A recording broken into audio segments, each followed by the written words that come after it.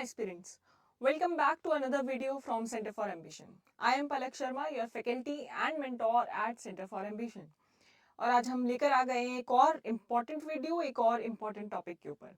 आज के इस वीडियो में हम बात करने वाले हैं अर्बन चैलेंज फंड की। अर्बन चैलेंज फंड एक नई स्कीम है जो कि बजट 2026-27 में लाई गई है और हाल ही में यूनियन काउंसिल ऑफ मिनिस्टर्स ने इसके लिए बजट एलोकेट भी कर दिया है। तो क्या है ये अर्बन चैलेंज फंड, क्या इसके फीचर्स हैं, क्या इसकी इंपॉर्टेंस है, कौन सी मिनिस्ट्री इसकी नोडल मिनिस्ट्री होगी, इन सब के बारे में हम बात करेंगे आज की इस वीडियो में। So let's get started. सबसे पहले स्कीम का नाम है अर्बन चैलेंज फंड। फंड क्या होता है? फंड होता है when you set aside a corpus of money for some kind of objective. तो आपने एक गोल लिया, एक ऑब्जेक्टिव लिया, उस पर्टिकुलर गोल के लिए अब आप पैसे साइड रख रहे हो, एक कॉर्पस ऑफ मनी एक तरफ रख रहे हो, that is called as fund. अब वो फंड यूज होगा उस ऑब्जेक्टिव को पूरा करने के लिए, राइट? अर्बन चैलेंज यानी कि the scheme must be related to urban stuff only, urban infrastructure, urban governance. तो एग्जैक्टली किसके लिए है इसकी हम बात करेंगे। अर्बनाइजेशन जो है आपकी GS1 की सोसाइटी का एक इम्पॉर्टेंट टॉपिक है, राइट? तो ये स्कीम आपके लिए बहुत इंपॉर्टेंट हो जाती है। मेंस में कई बार आपसे स्मार्ट सिटी मिशन के ऊपर, अमृत मिशन के ऊपर सवाल पूछे गए हैं। अगर आप उसी पैटर्न को देखते हुए चलें, उस पैटर्न से सीखें, तो आपको पता चलेगा कि ये जो पर्टिकुलर स्कीम है अर्बनाइजेशन टॉपिक के अंडर, ये बहुत इंपॉर्टेंट हो जाती है। साथ ही it becomes important for your UPSC prelims और आपके स्टेट प्रीलिम्स के लिए भी। स्टेट प्रीलिम्स में कई बार आपसे फैक्ट्स पूछे जाते हैं, बजट एलोकेशन पूछा जाता है, तो वहाँ पर भी ये बहुत इंपॉर्टेंट है। और साथ ही मेंस में वैल्यू एडिशन के लिए भी this becomes important for you. So let's get started. क्या स्कीम है ये? Okay, so this is a centrally sponsored scheme by ministry of housing and urban affairs. क्योंकि अर्बन अफेयर्स से रिलेटेड है, अर्बन के बारे में है, अर्बन एरियाज के बारे में है, तो obviously that becomes the natural choice for nodal ministry, ministry of housing and urban affairs. Okay, so it is a centrally sponsored scheme. Centrally sponsored scheme वो होती है जहाँ पर सेंटर और स्टेट दोनों का शेयर होता है। उसकी फंडिंग के लिए सेंटर और स्टेट दोनों का शेयर होता है। यूजुअली ये नंबर होता है 60:40, जहाँ पर 60% शेयर सेंट्रल गवर्नमेंट देती है and 40% is by the state government, right? North eastern या हिली स्टेट्स के लिए ये नंबर 90:10 हो जाता है, ठीक है? तो यहाँ पर भी सेंट्रल गवर्नमेंट का कुछ शेयर होगा, कितना होगा वो हम बात करेंगे। ओके, किस चीज के लिए है? So this scheme is particularly for urban infrastructure. कैसा इंफ्रास्ट्रक्चर? हमारी जो सरकार है, अब उनका न्यू मोटिव है to make our cities engines of growth. We want to make our cities engines of growth. हम चाहते हैं कि देश की ग्रोथ में, इकोनॉमिक ग्रोथ में सिटीज का एक मेजर रोल रहना चाहिए। They should come forward as the drivers of growth. Although अभी भी आपकी कंट्री की GDP का 60-70% सिटीज से ही आता है, पर जब हमारा एक लक्ष्य है विकसित भारत बनाने का, 2047 तक हमारा लक्ष्य है, हमें अपनी GDP कई गुना बढ़ानी है, हमें बहुत तेजी से रफ्तार से ग्रोथ चाहिए, तो उसका एक मेजर जो ड्राइवर है वो हम अर्बन लोकल बॉडीज को, सिटीज को बनाना चाहते हैं। उसके लिए ये स्कीम लाई गई है। So the union cabinet has approved the urban challenge fund, a centrally sponsored scheme designed to shift urban development from grant dependency to a bankable market led model. Okay, इसके बारे में बात कर लेते हैं। अभी तक में आपकी जितनी भी स्कीम्स होती हैं, जितने भी प्रोजेक्ट्स होते हैं अर्बन डेवलपमेंट से related, most of them are dependent on government's grant. तो जब तक सेंट्रल गवर्नमेंट या स्टेट गवर्नमेंट उसके लिए ग्रांट्स नहीं देती, मनी नहीं देती, तब तक वो स्कीम्स आगे नहीं बढ़ पाती। आपके जो local government level, urban local government level के जितने भी प्रोजेक्ट्स हैं, प्रोजेक्ट्स चलते हैं, वहां पर फाइनेंशियल क्रंच बहुत ज्यादा रहता है। उनके पास अपने फाइनेंस के बहुत ज्यादा सोर्सेस नहीं है, so they are highly dependent on the central and the state government. तो अभी तक क्या है, आपको कुछ ग्रांट्स मिलती हैं, एंटाइटलमेंट मिलते हैं बेस्ड ऑन कितना बड़ा एरिया है, कितनी बड़ी सिटी है, वहाँ कितनी पॉपुलेशन रह रही है, एटसेट्रा एटसेट्रा। उसके बेसिस पे आपको कुछ कुछ ग्रांट्स मिलते हैं। हेवी रिलायंस है अभी गवर्नमेंट ग्रांट्स के ऊपर। आप अपने किसी भी प्रोजेक्ट को जज करते हैं based on it's output. For example, road बनाने का कोई प्रोजेक्ट है तो आप उसे जज करेंगे कि कितने किलोमीटर्स रोड बन गई। स्कूल बनाने का कोई प्रोजेक्ट है तो आप उसे जज करते हैं कि कितने स्कूल्स बन चुके हैं, राइट? उसके बेसिस पर आप जज करते हैं। इस पूरी अप्रोच को थोड़ा सा शिफ्ट किया गया है, थोड़ा चेंज किया गया है। Now under the urban challenge fund central government कह रही है कि जो अर्बन लोकल बॉडीज हैं वो अपने कुछ कुछ प्रोजेक्ट्स प्लान करेंगी, राइट, इंफ्रास्ट्रक्चर प्रोजेक्ट्स। उन प्रोजेक्ट का एक छोटा पार्ट आपकी सेंट्रल गवर्नमेंट फंड करना चाहती है, ठीक है। फॉर एग्जाम्पल यहाँ इस स्कीम के अंडर सेंट्रल गवर्नमेंट कह रही है कि 25% मैं आपको दूंगा उस प्रोजेक्ट का, ओके। पर उसकी कुछ शर्तें हैं। पहली शर्त ये है कि आपका project should B market ready, है ना, कि मार्केट के अंदर भी उसकी कुछ वैल्यू हो, मार्केट आपके अंदर इन्वेस्ट करने को रेडी हो। It should be financially sustainable, ठीक है।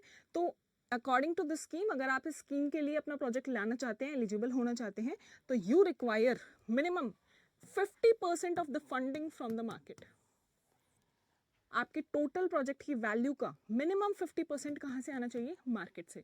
तो 50% या 50 से ज़्यादा आपकी जो फंडिंग है वो मार्केट से आनी चाहिए, तब जाकर आप एलिजिबल होंगे to be a part of this scheme. तब जाकर आपको सेंट्रल गवर्नमेंट की तरफ से 25% फंडिंग दी जाएगी। फॉर एग्जाम्पल, अगर मेरा 1 करोड़ रुपए का प्रोजेक्ट है तो उसमें से मुझे 50 लाख रुपए मार्केट में से जुटाने होंगे, और फिर बचे हुए फिर आपका ऑलमोस्ट 25 लाख आपको आपकी सेंट्रल गवर्नमेंट प्रोवाइड करेगी, करेक्ट, ओके। तो पहली चीज तो ये हो गई, पहले आपकी हैवी रिलायंस किसके ऊपर है? गवर्नमेंट के ऊपर। अब ये अप्रोच चेंज करके कहा गया है कि आपको मार्केट को अपने साथ लेकर चलना है। You can understand it as public private partnership. आपको प्राइवेट सेक्टर की फंडिंग भी चाहिए, उनकी इन्वेस्टमेंट भी चाहिए। तो your project should be such which is investable for the market also. It should be financially sustainable, वो खुद को सस्टेन कर सके, अपनी खुद की फंडिंग मार्केट में से डिराइव कर सके, ऐसा आपका प्रोजेक्ट होना चाहिए, ओके। अनदर थिंग, आपका प्रोजेक्ट और कैसा होना चाहिए? आपका प्रोजेक्ट होना चाहिए विच इज इनोवेटिव, जो किसी तरह की इनोवेशन ला रहा है, जो ओवरऑल डेवलपमेंट के लिए, ग्रोथ के लिए कुछ काम कर रहा है। फॉर एग्जाम्पल, उससे एम्प्लॉयमेंट जनरेट हो रही है, उससे अच्छा रेवेन्यू जनरेट हो रहा है, वो किसी तरह की टेक्नोलॉजी में इनोवेशन दिखा रहा है, मॉडर्नाइजेशन दिखा रहा है। तो इस तरह के new outcomes should be there. वो सोसाइटी के लिए कुछ अच्छा कर रहा है, सोशल एम्पावरमेंट के लिए कुछ कर रहा है, राइट। पहले क्या था? Output based. फॉर एग्जाम्पल, कितने नंबर ऑफ स्कूल्स बने। अब क्या चेक होगा? आउटकम। आउटकम मतलब कि उसका इम्पैक्ट कैसा पड़ रहा है, सिर्फ नंबर नहीं देख रहे हैं, अब हम उसका इम्पैक्ट देखेंगे। फॉर एग्जाम्पल, कितनी अटेंडेंस बढ़ी है, कितने बच्चों तक एजुकेशन का एक्सेस पहुंचा है, करेक्ट।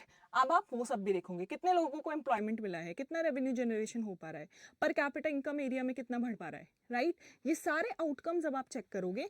अगर आपके आउटकम्स भी अच्छे हैं आपके प्रोजेक्ट में, तब आप एलिजिबल होंगे अंडर दिस स्कीम। तो किस टाइप के प्रोजेक्ट्स को प्रमोट हम करना चाहते हैं? ऐसे projects which are financially sustainable, which can stand in the market and get investment from the market, and ऐसे projects which have good outcomes, which are good for the economic growth। क्यों? क्योंकि हम चाहते हैं सिटीज बनकर आए as the engine of economic growth. तो employment generate हो, रेवेन्यू जनरेट हो, बाकी के सोशल इम्पैक्ट्स हो, तब जाकर आपका project will be a good project eligible for this scheme, okay, ठीक है। तो डिफरेंट डिफरेंट जो अर्बन लोकल बॉडीज होंगी वो अपने प्रोजेक्ट्स प्लान करेंगी, आपस में compete करेंगी। फॉर एग्जाम्पल, दिल्ली की अर्बन लोकल बॉडी या इंदौर शहर की अर्बन लोकल बॉडी अपने अपने प्रोजेक्ट्स लाएंगी और वो आपस में compete करेंगी। Whichever project is better gets the chance here, ठीक है, ओके। अब सेंट्रल गवर्नमेंट का क्या रोल है? आपके जो भी अच्छे प्रोजेक्ट्स होंगे अर्बन लोकल बॉडीज के, उन प्रोजेक्ट्स को 25% फंडिंग सेंट्रल गवर्नमेंट यहाँ पर देने वाली है। पर फंडिंग तभी मिलेगी जब आप वो दोनों शर्तें मान रहे हो, यानी कि आप फाइनेंशियली सस्टेनेबल हो, आप 50% से ज्यादा मार्केट से लेकर आ रहे हो, एंड सेकंड कि आपके आउटकम्स अच्छे हैं, कुछ परफॉर्मेंस इंडिकेटर्स के ऊपर आप अच्छा परफॉर्म कर रहे हैं, तब मिलेगी आपको 25%। कहाँ से? फंडिंग किधर से मिलेगी? सेंट्रल गवर्नमेंट से। ये फंडिंग प्रोवाइड कराने के लिए गवर्नमेंट ने एक फंड बनाया है। फंड हमने शुरू में बोला कि एक ऑब्जेक्टिव होता है कॉर्पस ऑफ मनी। तो एक फंड बनाया है गवर्नमेंट ने which is for worth ₹1 lakh crore. तो 1 लाख करोड़ रुपए का ये फंड है, जिसमें से वो funding central government various urban local bodies के प्रोजेक्ट्स को देने वाली है, ठीक है। सेकंड, इसका गोल क्या है कि मार्केट से कम 4 लाख करोड़ रुपीस आपको कैटलाइज करने हैं। 4 लाख करोड़ रुपीस का इन्वेस्टमेंट आपको जनरेट करना है इन वेरियस सिटीज, ओके। ये स्कीम कब से कब तक है? 2025 से लेकर 2031 तक की स्कीम है। मार्केट लिंक्ड कैसे है, ये हमने अभी बात करी। फाइनेंस इन्वेस्टमेंट आपको वहां से चाहिए। चैलेंज बेस्ड कैसे है? सारी की सारी अर्बन लोकल बॉडीज आपस में compete करेंगी। एंड देन रिफॉर्म ड्रिवन, क्यों? क्योंकि आप कुछ अच्छे परफॉर्मेंस इंडिकेटर्स के ऊपर जज कर रहे हो इन स्कीम्स को, not just on output but also based on outcome. Okay, ठीक है। नेक्स्ट, फंडिंग का स्ट्रक्चर जो कि हमने अभी भी समझा। 25% सेंट्रल गवर्नमेंट, मिनिमम 50% मार्केट, तो 50 भी हो सकता है, 50 से ज्यादा भी हो सकता है। और जो बचा हुआ शेयर होगा वो आएगा आपका स्टेट गवर्नमेंट से या फिर अर्बन लोकल बॉडी का अपना जितना भी मनी होगा वो यहाँ पर हो सकता है। सेंट्रल गवर्नमेंट का सिर्फ 25% है, मार्केट 50 या 50 से ज्यादा, and rest of it from the state government. Cool, ठीक है। It is promoting economy, it will lead to economic growth, हमारा मेन गोल ही यही है। Then it is leading to financial sustainability, हम वही चेक कर रहे हैं, projects are financially sustainable, we are promoting innovation and we are promoting resilience. Okay, now अब ये जो आपकी स्कीम्स हैं ये मेजरली 3 फोकस एरियाज के ऊपर होनी चाहिए। 3 फोकस एरियाज हमारे स्कीम के अंडर हैं।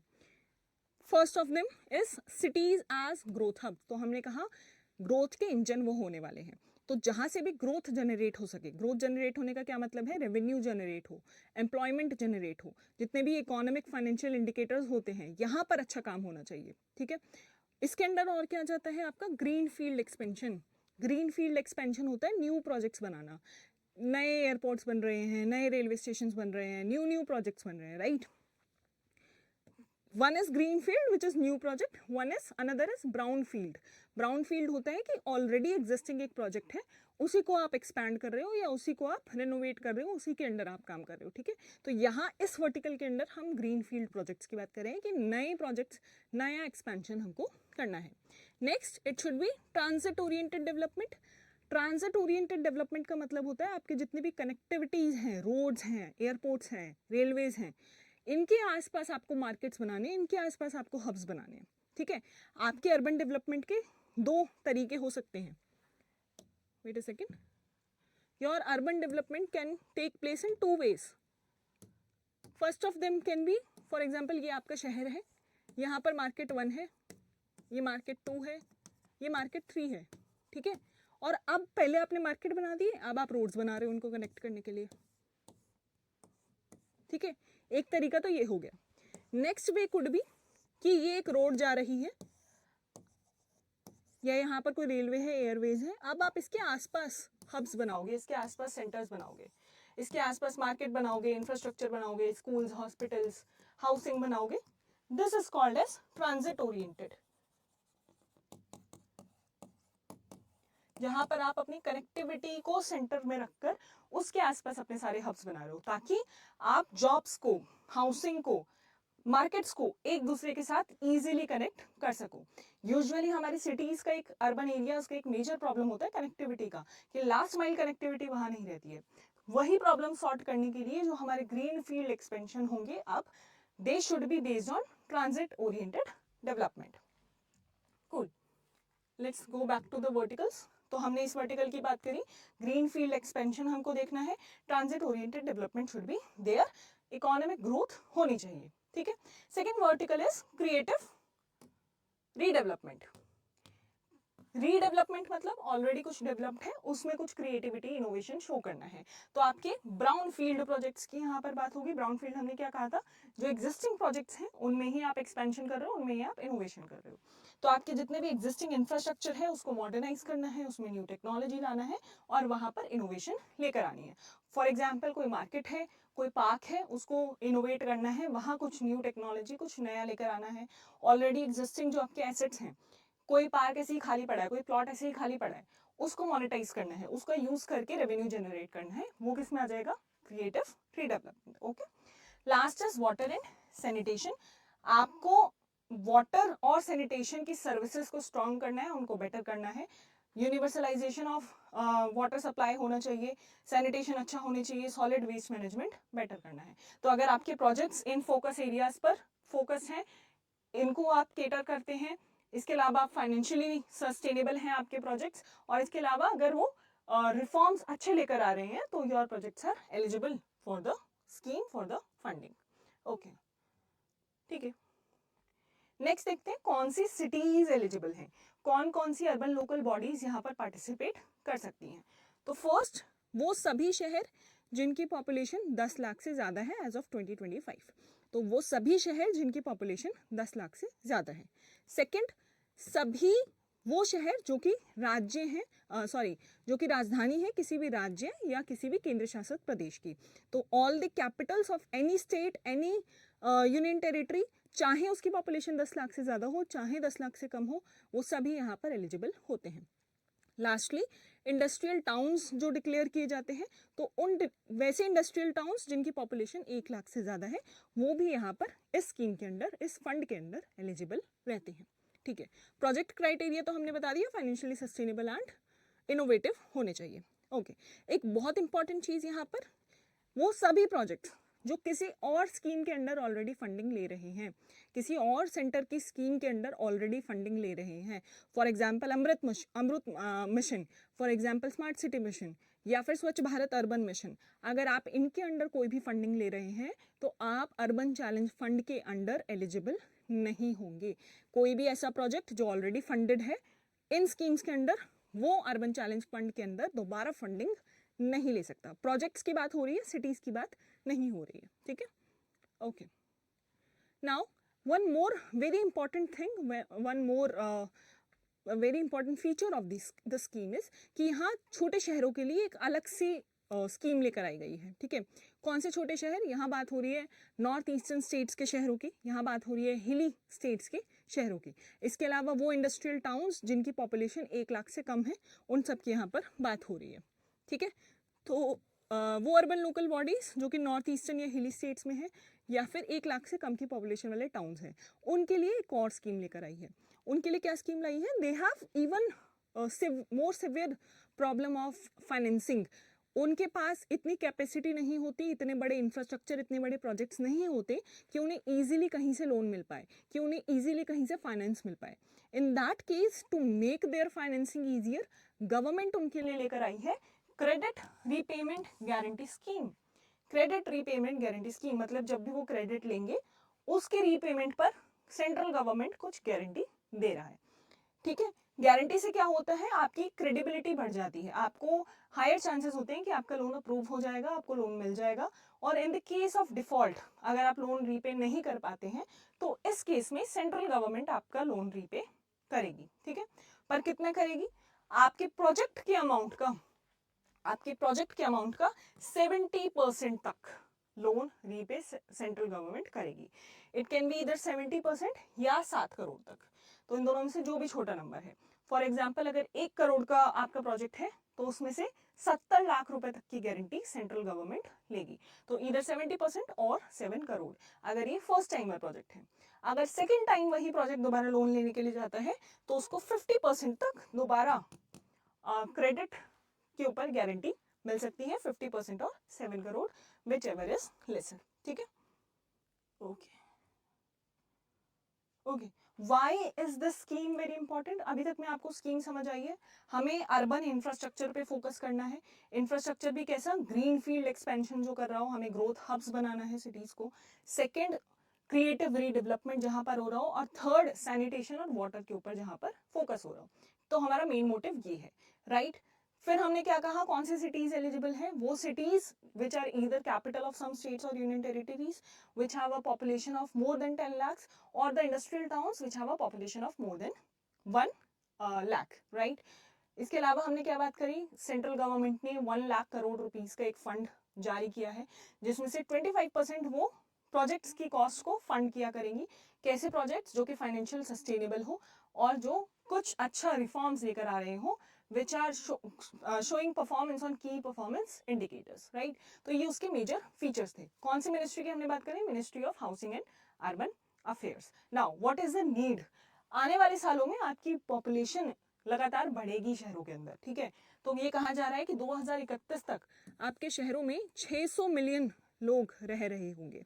अब इतनी बड़ी जनसंख्या के लिए, इतने सारे लोगों के लिए इंफ्रास्ट्रक्चर की बहुत ज़्यादा ज़रूरत है, चाहे वो हाउसिंग हो, चाहे वो ट्रांसपोर्टेशन हो, चाहे वाटर हो, हर तरह के इंफ्रास्ट्रक्चर की प्रॉब्लम यहाँ पर क्रिएट हो जाती है। ठीक है, उनकी उस नीड्स को फुलफिल करने के लिए हमें फंडिंग की ज़रूरत रहेगी। कितनी funding? Almost 4.6 lakh crore per year आपको फंडिंग चाहिए होगी।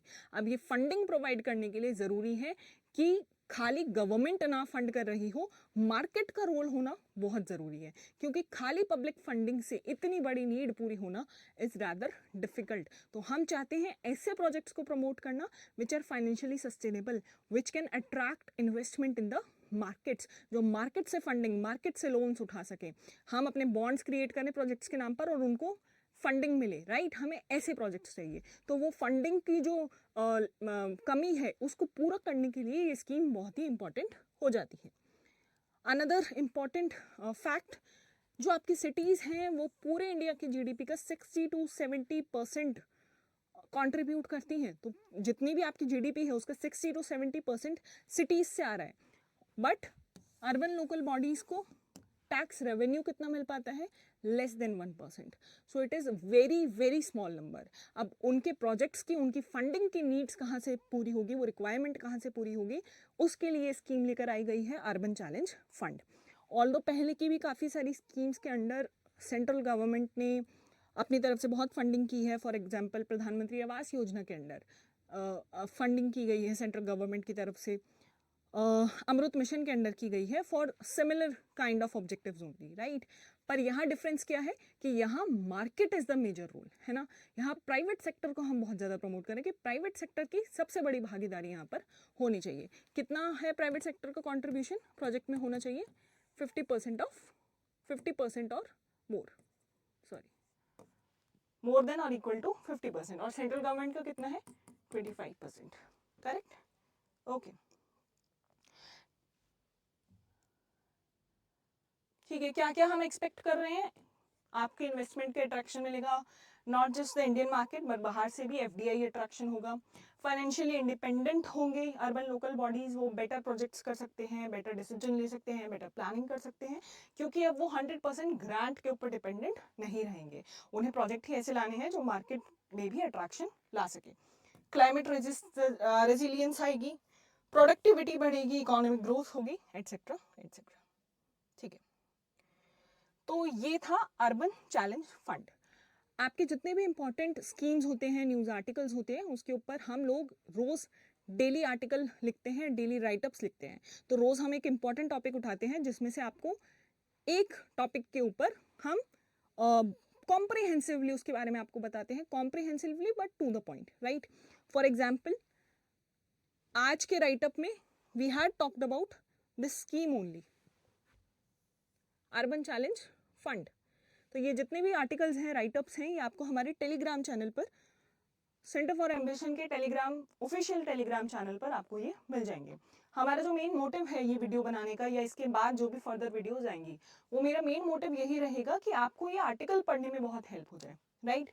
फॉर एग्जाम्पल, ये आर्टिकल है तो इसमें सब कुछ मैंशन है, everything important has been mentioned, the schemes name, this is the introduction, the schemes type, nature, central sponsored scheme है, ministry of housing and urban affairs है।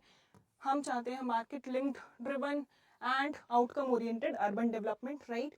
फंडिंग मैकेनिज्म यहाँ पर लिखा हुआ है। टोटल आपको 4 लाख करोड़ की इन्वेस्टमेंट कैटेलाइज करनी है, जिसमें से सेंट्रल असिस्टेंस होगी 1 लाख करोड़ की, which will be 25% of the project का कॉस्ट। फिर मार्केट से कम 50% शेयर आना चाहिए, बाकी का शेयर अर्बन लोकल बॉडीज से आएगा। सॉरी, ओके, प्रोजेक्ट की एलिजिबिलिटी यहाँ पर लिखिए, they must be bankable, they must be transformative, aligned with the strategic verticals. कौन से स्ट्रेटेजिक वर्टिकल्स हैं? Cities as growth hubs, redevelopment and water and sanitation. फिर क्रेडिट रीपेमेंट गारंटी, जो कि हमने पढ़ा है, फर्स्ट टाइम लोन्स को 7 करोड़ या 70% तक, और सब्सिक्वेंट लोन्स को 7 करोड़ या 50% तक का गारंटी मिलेगी। ठीक है, तो ये आपके जो डेली आर्टिकल्स हैं, they are very very important, they are in Hindi as well as in English. ठीक है, तो दोनों भाषाओं में आपको मिल जाएगा सेंटर फॉर एम्बिशन की ऑफिशियल चैनल पर। ठीक है, Okay, finally we have some questions from the article itself. जो भी हमने आज पढ़ा है, वीडियो में जो भी हमने आज पढ़ा है, ये क्वेश्चन आप देखिए, वीडियो पॉज कीजिए और कमेंट्स में इसका आंसर जरूर लिखिएगा. With reference to urban challenge fund, which of the following is not correctly matched with its thrust area या features? तो तीन जो इंपॉर्टेंट हमने वर्टिकल्स पढ़े थे, इन चारों में से कौन सा है कौन सा नहीं है वो हमें देखना है. First, cities and growth hubs, हमने देखा था, ये तो हमारा फर्स्ट वर्टिकल ही था, तो it is correct. Creative redevelopment of city, it was our second vertical. Water and sanitation, third vertical. Urban digital governance, ऐसा कोई वर्टिकल हमने नहीं पढ़ा है, तो आंसर विल बी 4 ओनली. ठीक है.